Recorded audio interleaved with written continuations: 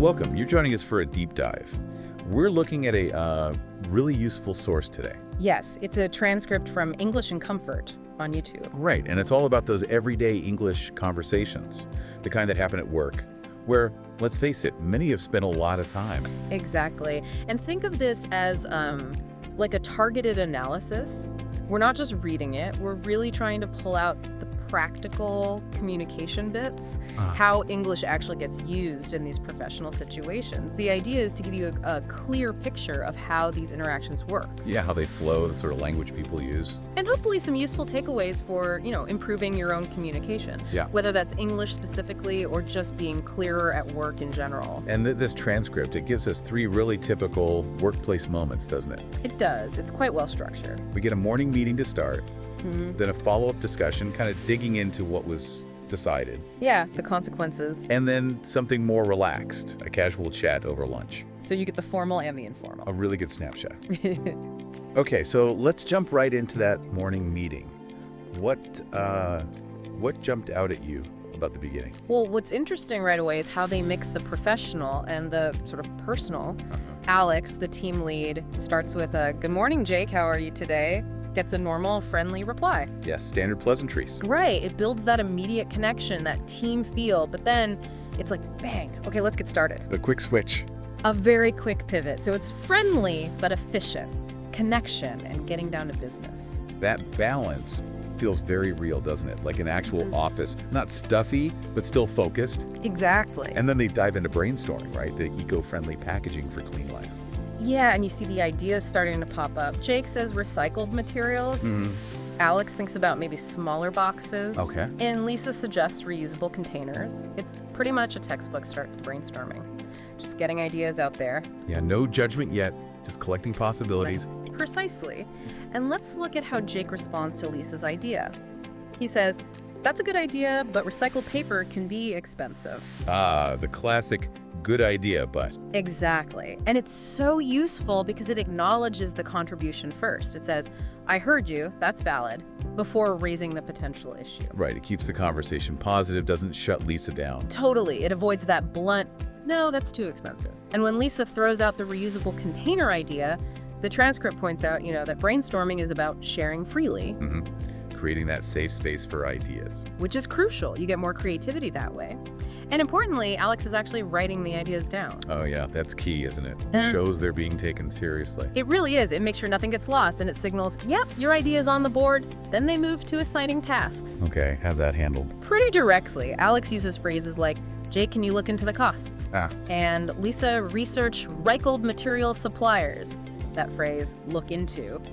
Super common, right? Yeah, it just means check or find out about something. A bit softer than investigate. Exactly. Less formal than research, maybe. Just part of everyday work chat. And the team, they seem to jump right on it. Deadlines mentioned. Oh, yeah. Clear commitments. By tomorrow, this afternoon. Yeah. Shows they're taking ownership. Good stuff. Okay, so that meeting sets the scene. Then we get the follow-up discussion. What was insightful there? Well, the follow-up is where things get maybe a bit more real world. They have to evaluate those initial ideas properly. Right, the practicalities kick in. Definitely.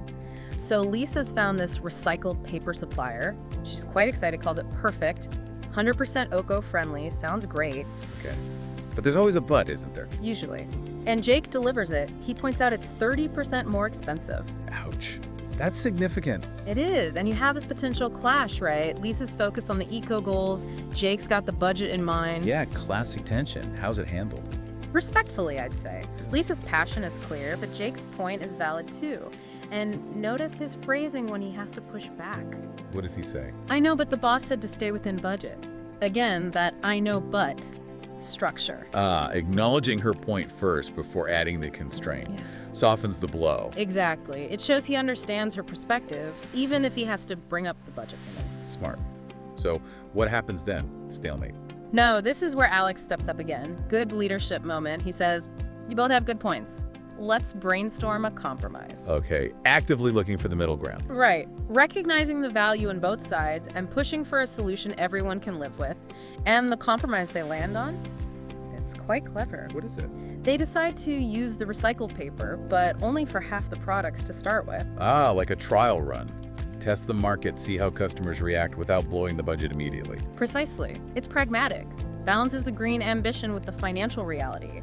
That's negotiation in action, finding that win-win, or maybe win-some. Makes sense. And is Lisa okay with that? She is. She says, okay, that works. But then she adds something. She suggests, but can we add a note on the packaging? Next step, 100% recycled. Ooh, I like that. Yeah. Shows commitment even with the compromise. And again, that works, but can we? Is a nice, polite way to add on. It really is. Shows she's bought into the plan, but still thinking ahead, still contributing. And Jake's reaction is positive, too. What does he say? Something like, sure, customers will love seeing our plan, so it reinforces that team feeling again. They found a way through the disagreement together. Good collaboration. Yeah, and they wrap up by just confirming the updated tasks, closing the loop. Okay, so package compromise reached. Then the conversation pivots again, doesn't it, to competitors. Alex says, let's touch base. Touch base. Another one of those great workplace phrases. What does it signal, really? It's just efficient. Means let's have a quick chat about this, or let's sync up quickly. Saves the same old sentence. Yeah, it's concise. And they talk about this competitor, Fresh Clean, and their new lavender detergent and ads. Shows they're keeping an eye on the market. Standard practice. Important to know what others are doing. Absolutely. And again, they quickly move to action.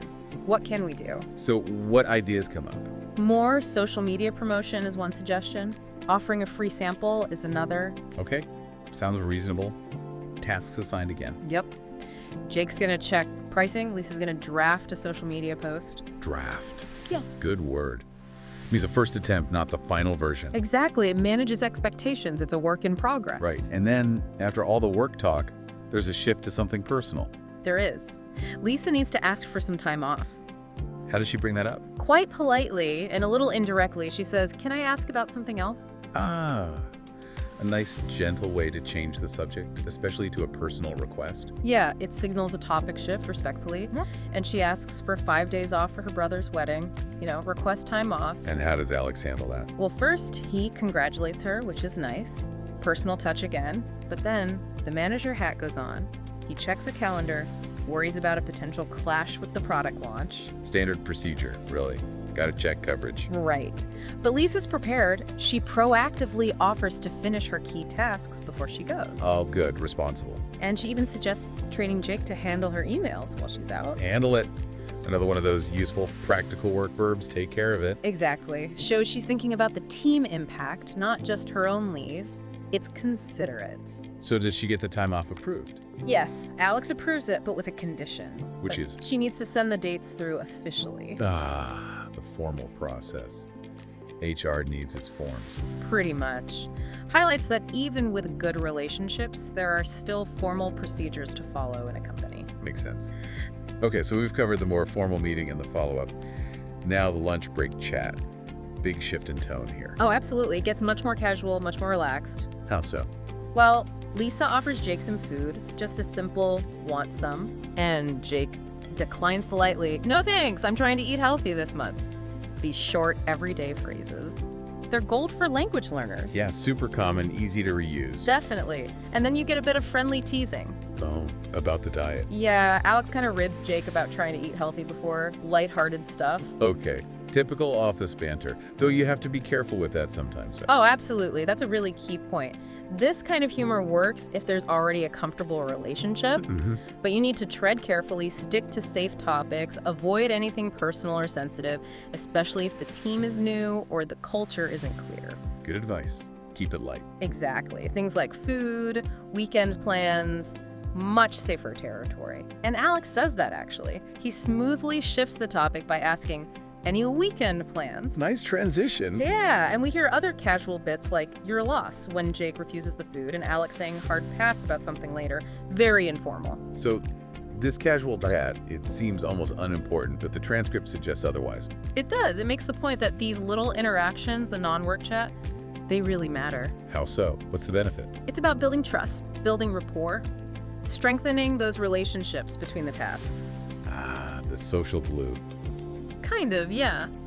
When colleagues feel comfortable just chatting casually, it makes working together on the actual projects smoother, improves teamwork, communication flow overall. That's that human connection. Precisely. Yeah. So thinking about these 3 different scenes, the meeting, the follow-up, the lunch chat, what are the big communication takeaways for you, for our listeners? Well, for me, a huge one is definitely adapting your language. You just don't talk the same way in a formal meeting as you do grabbing coffee. But definitely not. Context is king. And those techniques for polite disagreement, they seem really valuable. Using things like, that's a good point, but, or, I know, but. Crucial for constructive discussions, avoiding conflict while still raising issues. Yeah. And we also saw, good brainstorming practice, clear ways to assign tasks, and that whole process of finding a compromise. Practical skills. And maybe also the polite ways people ask for things, like Lisa's, can I ask about something else? Or suggesting the packaging note with, can we? Yes, those indirect approaches can be very effective, culturally sensitive too sometimes. And just that balance, as you said, between the formal getting things done talk and the informal relationship building chat, both seem important. They really do. And if you're learning English, wow, listening to this kind of real dialogue is just invaluable, isn't it? Absolutely. You pick up so much more than just vocabulary. It's the rhythm, the phrasing, the little nuances. Things you don't always get from a textbook. Exactly. It's how people actually talk. So for everyone listening, maybe think about which of these phrases or communication styles really stood out to you. Yeah, which ones felt useful? Could you maybe try using 1 or 2 in your own interactions?